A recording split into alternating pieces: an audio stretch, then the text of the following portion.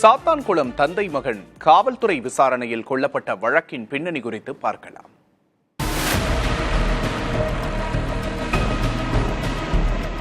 சாத்தான்குளத்தில் ஜெயராஜ் மற்றும் அவரது மகன் பென்னிக்ஸ் ஆகியோர் செல்போன் கடை நடத்தி வந்தனர். ஜூன் 2020 கொரோனா ஊரடங்கு காலத்தில் கடை மூடுவது தொடர்பாக போலீசாருடன் வாக்குவாதம் செய்ததற்காக ஜெயராஜை காவல் நிலையம் அழைத்துச் சென்றனர். தந்தை காவல் நிலையம் அழைத்துச் செல்லப்பட்டதை அறிந்த பென்னிக்ஸ் தனது இருசக்கர வாகனத்தில் காவல் நிலையம் சென்றார். சட்டத்தை காக்க வேண்டிய சாத்தான்குளம் காவல்துறையினர் தந்தை மகன் இருவர் மீதும் எஃப்ஐஆர் பதிவு செய்து விடிய விடிய கொடூரமான முறையில் தாக்கியுள்ளனர்.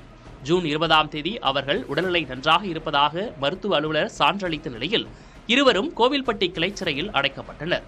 ஆனால் காவல்துறையின் அராஜக தாக்குதலால் பலத்த காயமடைந்திருந்த பென்னிக்ஸ் ஜூன் 22ஆம் தேதியும் தந்தை ஜெயராஜ் ஜூன் 23ஆம் தேதியும் சிகிச்சை பலனின்றி அடுத்தடுத்து உயிரிழந்தனர். இந்த இரட்டை கொலை சம்பவம் தொடர்பாக ஆய்வாளர் ஸ்ரீதர், துணை ஆய்வாளர்கள் பாலகிருஷ்ணன், ரகு கணேஷ் உட்பட 10 காவலர்கள் மீது குற்றம் சாட்டப்பட்டது.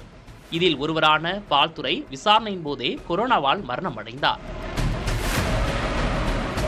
முதலில் சிபிசிஐடி விசாரித்த இந்த வழக்கு பின்னர் சிபிஐ வசம் ஒப்படைக்கப்பட்டது.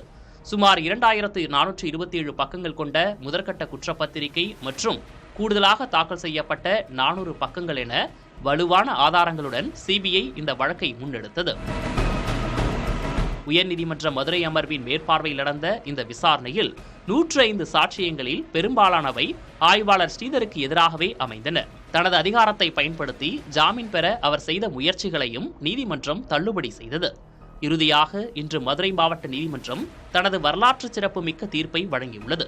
குற்றம் சாட்டப்பட்ட காவலர்கள் 9 பேரும் குற்றவாளிகள் என நீதிபதி அறிவித்துள்ளார்.